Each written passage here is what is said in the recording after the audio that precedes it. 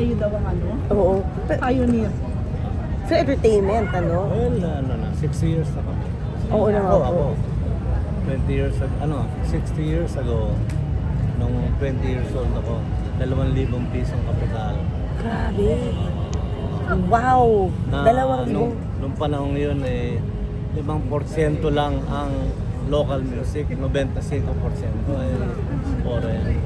Dahan-dahan natin ginapang. Today, papunta ako dito, nakita ko sa top 15 spot, 70% ng OPM. Nakakatawa. Oo, Dahil sa rin, sa mga taong suporta. Saka yung nag-create ang ating musika. Pero boss, after 60 years, bakit yung ano pa rin, hindi kumukutay, yung ano yung sikreto, na alam niyo pa rin kung ano magiging in, Siguro tamang timpla ng pulso ng artist. Well, experience. So, hindi naman ako it's the whole team of Viva.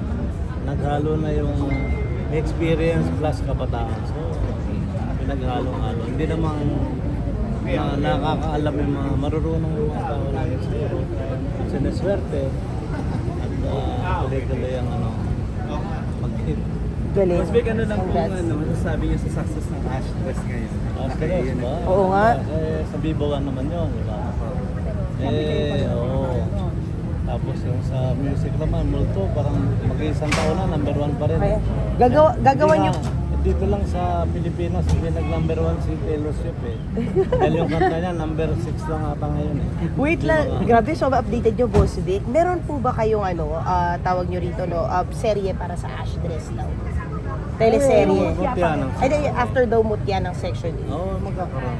I'm sure magkakaroon. Tatapusin mo na yung part 2 at meron pa part 3. Thank you po. Thank you. Thank you, Boss Vic. Thank you po.